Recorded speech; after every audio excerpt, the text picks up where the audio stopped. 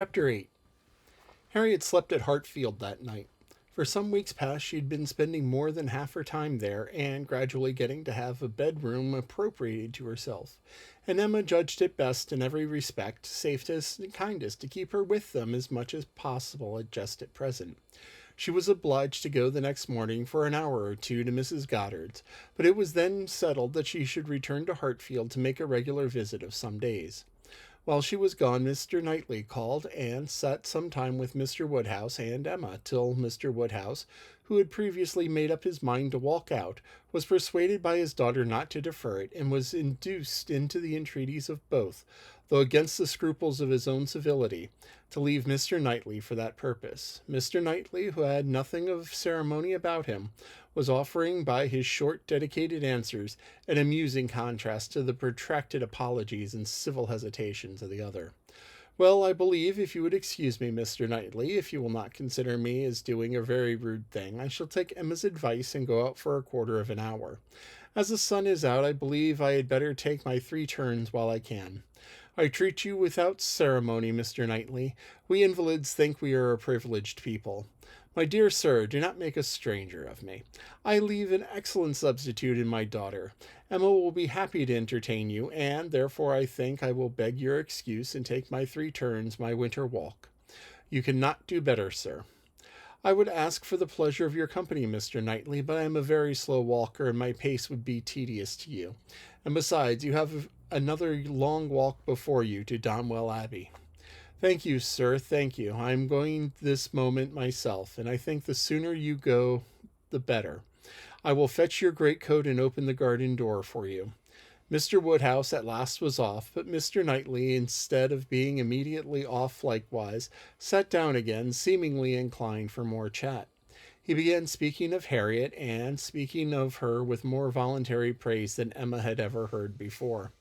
I cannot rate her beauty as you do, said he, but she is a pretty little creature, and I am inclined to think very well of her disposition. Her character depends on those that she is with, but in good hands she will turn out a valuable woman. I'm glad you think so, and in good hands I hope may not be wanting. Come, said he, you are anxious for a compliment, so I will tell you that you have improved her. You have cured her of her schoolgirl's giggle, and she really does you credit. Thank you. I should be mortified indeed if I did not believe I had been of some use. But it is not everybody who will bestow praise where they may. You do not often overpower me with it. You're expecting her again, you say, this morning? Almost every moment. She has been gone longer already than she intended. Something has happened to delay her, some visitor perhaps. Highbury gossips, tiresome wretches. Harriet may not consider everybody tiresome that you would. Emma knew that this was not true. This was too true for contradiction, and therefore said nothing. He presently added with a smile, I do not pretend to fix on times or places, but I must tell you that I have a good reason to believe your little friend will soon hear of something to her advantage. Indeed, how so? What sort? A very serious sort, I assure you, still smiling. Very serious. I can think of but one thing. Who is in love with her? Who makes you their confidant? Emma was more than half in hopes of Mr. Elton's having dropped a hint. Mr. Knightley was of the sort of general friend and adviser, and she knew Mr. Elton looked up to him. I have reason to think, he replied, that Harriet Smith will soon have an offer of marriage, and from a most unexceptionable quarter. Robert Martin is the man. Her visit to Abbey Mill this summer seems to have done his business. He is desperately in love and means to marry her. He is very obliging, said Emma, but is she sure that Harriet means to marry him? Well, well, means to make an offer then. What will that do? He came to the Abbey 2 evenings ago on purpose to consult me about it. He knows that I have thorough regard for him and all his family, and I believe he considers me as one of his best friends. He came to ask me whether I thought it would be prudent of him to settle so early, whether I thought her too young. In short, whether I approved his choice altogether, having some apprehension, perhaps, of her being considered, especially since you're making so much of her, as in the line of society above him. As I was very much pleased with all that he had said, I never hear better sense from anyone than Robert Martin. He always speaks to the purpose, open, straightforward, and well judging. He told me everything, his circumstances and plans, what they do, and all proposed doing in the event of his marriage. He is an excellent young man, both as son and brother. I had no hesitation in advising him to marry. He proved to me that he could afford it, and, that being the case, I was convinced that he could not do better. I praised the fair lady too, and altogether sent him away very happy. If he had never esteemed my opinion before, he would have thought highly of me then, and I dare say left the house thinking the best friend and counselor man ever had. This happened the night before last. Now, as we may fairly suppose, he would not allow much time to pass before he spoke to the lady. And as he does not appear to have spoken yesterday, it is not unlikely that he should be at Mrs. Goddard's today, and that she may be detained by a visitor, without thinking him at all a tiresome wretch. Pray, Mr. Knightley, said Emma, who had been smiling to herself through a great part of this speech, how do you know that Mr. Martin did not speak yesterday? Certainly, replied he, surprised. I did not absolutely know it, but it may be inferred. Was not she the whole day with you? Come, said she, I will tell you something in return for what you have told me. He did speak yesterday. That is, he wrote and was refused. This was obliged to be repeated before it could be believed, and Mr. Knightley actually looked red with surprise and displeasure. He stood up in tall indignation and said, then she is a greater simpleton than I ever believed. What is this foolish girl about? Oh, to be sure, cried Emma, it is always incomprehensible to a man that a woman should ever refuse an offer of marriage. A man always imagines a woman to be ready for anybody who asks her. Nonsense. A man does not imagine any such thing. But what is the meaning of this? Harriet Smith refuse Robert Martin? Madness. If it is so, I hope you are mistaken. I saw her answer. Nothing could be clearer. You saw her answer. You wrote her answer, too. Emma, this is your doing. You persuaded her to refuse him.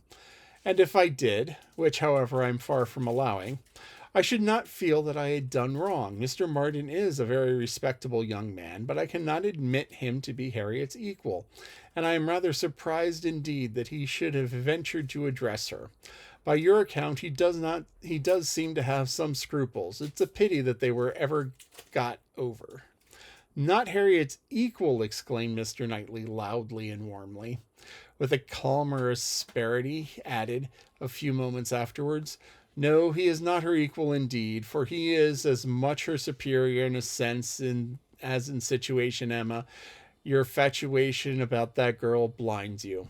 What are Harriet Smith's claim, either of birth, nature, or education, to any connection higher than Robert Martin's?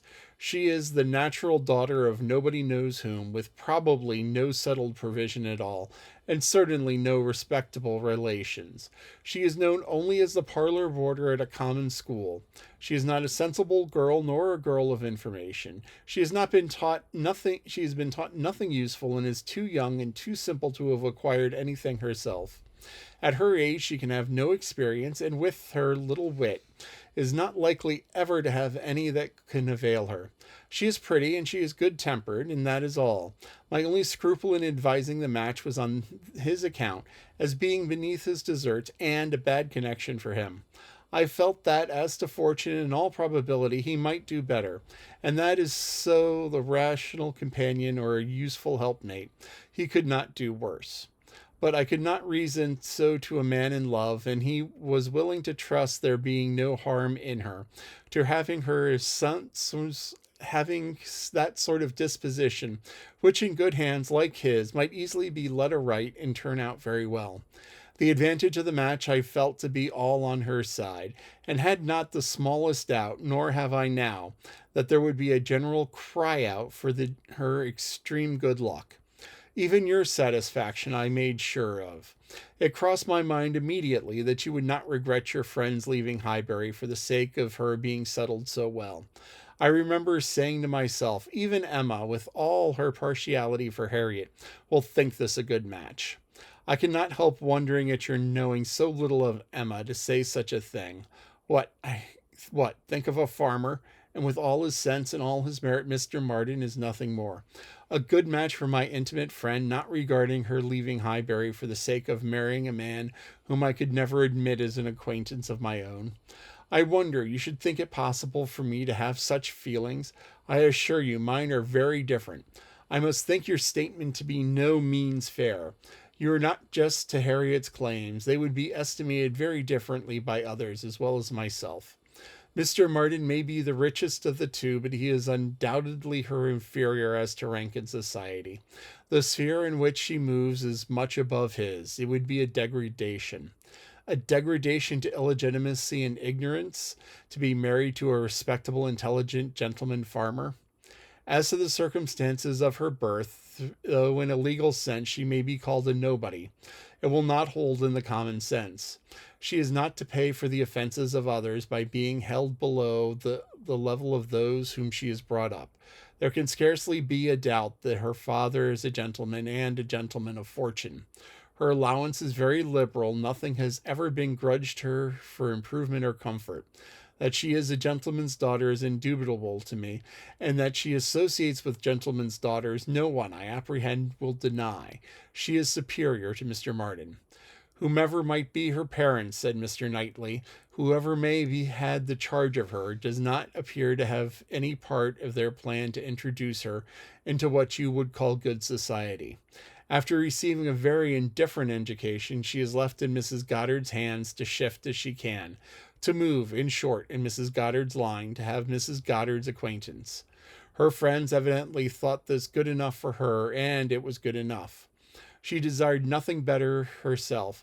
Till you chose to turn her into a friend, her mind had no distaste for her own set, nor any ambition beyond it. She was as happy as possible with the Martins in the summer. She had no sense of superiority then. If she has it now, you have given it. You have been no friend to Harriet Smith, Emma. Robert Martin would have never proceeded so far if he had not felt persuaded of her not being disinclined to him. I know him well. He has too much real feeling to address any woman on the haphazard of self-passion. And as to conceit, he is the farthest from it of any man I know. Depend upon it, if he had encouragement. It was most convenient to Emma to not make direct reply to this assertion. She chose rather to take up her own line on the subject again. You are a very warm friend to Mr. Martin, but as I said before, are unjust to Harriet. Harriet's claims to marry well are not so contemptible as you represent them. She is not a clever girl, but she has better sense than you were aware of, and does not deserve to have her understanding spoken of so slightly. Waiving that point, however, and supposing her to be, as you describe her, only pretty and good-natured, let me tell you that in the degree she possesses them, they are not trivial recommendations to the world in general. For she is, in fact, a beautiful girl, and must be thought so by 99 people out of 100. And till it appears that men are much more philosophic on the subject of beauty than they are generally supposed, till they do fall in love with well-informed minds instead of handsome faces, a girl with such loveliness as Harriet has certainty of being admired and sought after, of having the power of choosing among many, consequently declaimed to be nice. Good-natured, too, is not so very slight a claim, comprehending as it does real, though sweetness of temper and manner, a very humble opinion of herself, and a great readiness to be pleased with other people. I am very much mistaken if your sex in general would not think such beauty and such temper the highest claims a woman could possess. Upon my word, Emma, to hear you abusing reason as you have is almost enough to make me think so too. Better be without sense than misapply it as you do. To be sure, she said playfully, I know the feeling of you all. I know that such a girl as Harriet is exactly what every man delights in, what at once bewitches his senses and satisfies his judgment. Oh, Harriet may pick and choose. Were you yourself ever to marry, she is the very woman for you. And is she, at 17, just entering into life, just beginning to be known, to be wondered at, because she does not accept the first offer she receives? No, pray let her have time to look about her. I have always thought it very foolish intimacy, said Mr. Knightley presently. though I have kept my thoughts to myself, but now I perceive that it will be a very unfortunate one for Harriet. You will puff her up with such ideas of her own beauty and of what she has claim to. In a little while, nobody within her reach will be good enough for her. Vanity working on a weak mind produces every sort of mischief. Nothing so easy as for a young lady to raise her expectations too high. Miss Harriet Smith may not find offers of marriage flow in so fast, though she is a very pretty girl. Men of sense, whatever you may choose to say, do not want silly wives.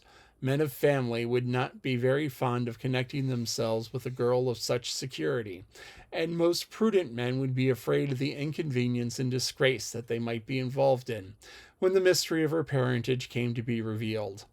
Let her marry Robert Martin, and she is safe, respectable, and happy forever.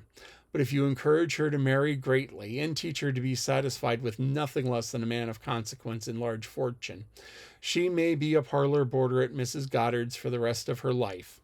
Or, at least, for Harriet Smith is a girl who will marry somebody or other, till she grow desperate and is glad to catch an old writing master's son. We think so very differently on this point, Mr. Knightley, that there can be no use in canvassing it. We shall only be making each other more angry. But as to my letting her marry Robert Martin, it is impossible. She has refused him, and so decidedly, I think, as must prevent any second application. She must abide by the evil of having refused him, whatever it may be, and as to the refusal itself, I will not pretend to say that I might not influence her a little. But I assure you, there is very little for me or for anybody to do. His appearance is so much against him, and his manner so bad, that if she ever were disposed to favor him, she is not now. I can imagine that before she had seen anybody superior, she might tolerate him. He was a brother of her friends, and he took pains to please her, and altogether having seen nobody better, that must have been his great assistant. She might not, while she was at Abbey Mill, find him disagreeable. But the case is altered now. She knows now what gentlemen are, and nothing but a gentleman in education and manner has any chance with Harriet. Nonsense, arrant nonsense, as ever was talked, cried Mr. Knightley. Robert Martin's manners have sense, sincerity, and good humor to recommend them, and his mind has more true gentility than Harriet Smith could understand. Emma made no answer and tried to look cheerfully unconcerned, but was really feeling uncomfortable and wanting him very much to be gone. She did not repent what she had done, and still thought herself a better judge of such a point of female right and refinement than he could be. Yet she had a sort of habitual respect for his judgment in general, which made her dislike having it so loudly against her, and to have him sitting just opposite to her in an angry state was very disagreeable.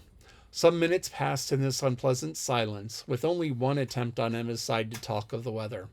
But he made no answer. He was thinking. The rest of his thoughts appeared in these words: Robert Martin has no great loss, if he can but think so, and I hope it will not be long before he does.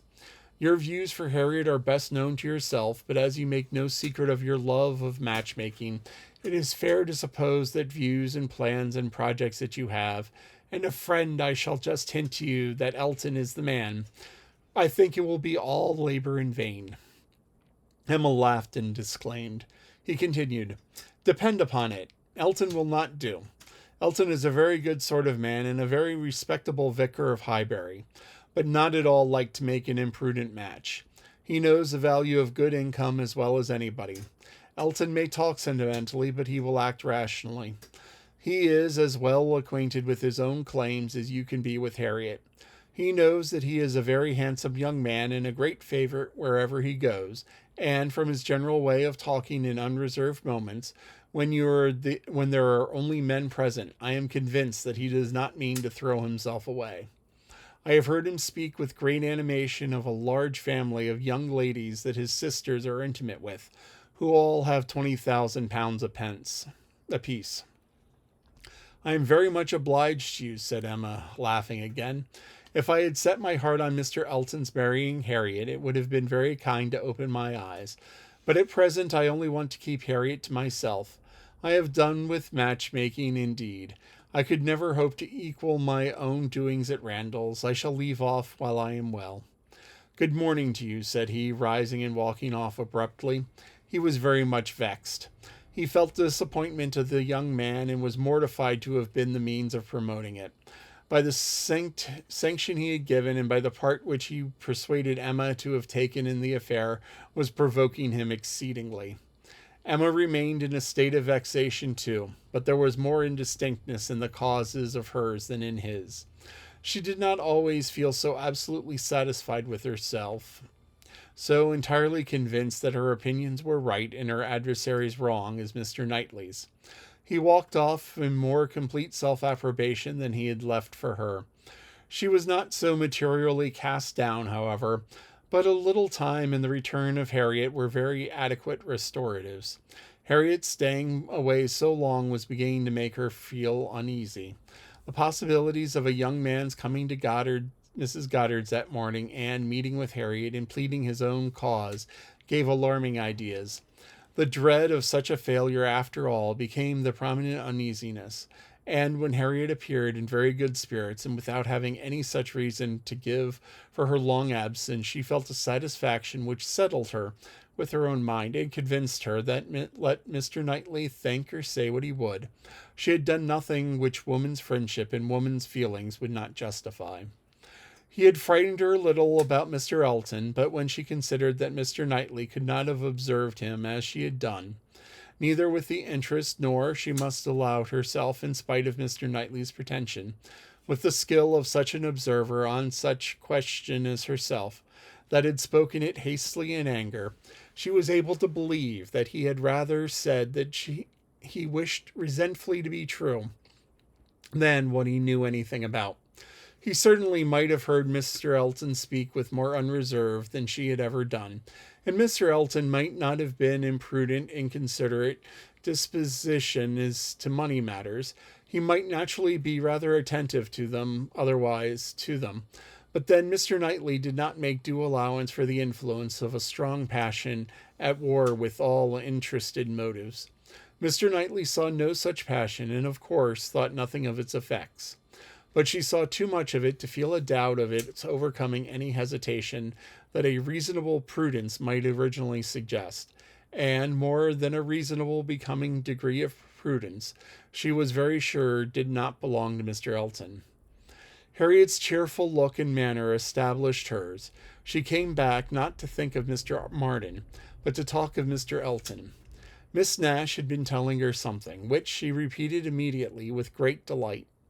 Mr. Perry had been to Mrs. Goddard's to attend a sick child, and Miss Nash had seen him, and he had told Miss Nash that as he was coming back yesterday from Clayton Park, he met Mr. Elton and found to his great surprise that Mr. Elton was actually on his road to London, and not meaning to return till the morrow, though it was a whist club night, which he had never known to miss before, and Mr. Perry remonstrated with him about it, and told him how shabby it was in him, their best player, to absent himself, and tried very much to persuade him to put off his journey only one day, but he would not do it. Mr. Elton had been determined to go on, and had said in a very particular way indeed, that he was going on a business which he would not put off for any inducement in the world, and something about a very enviable commission, and being the bearer of something exceedingly precious. Mr. Perry could not quite understand him, but he was very sure that there must be a lady in case. And he told him so, and Mr. Elton looked very conscious and smiling, and rode off in great spirits. Miss Nash had told her all this, and had talked a great deal more about Mr. Elton, and said, looking so very significantly at her, that she did not pretend to understand what his business might be, but she only knew that any woman whom Mr. Elton could prefer, she should think the luckiest woman in the world, for beyond a doubt Mr. Elton had not his equal for beauty or agreeableness.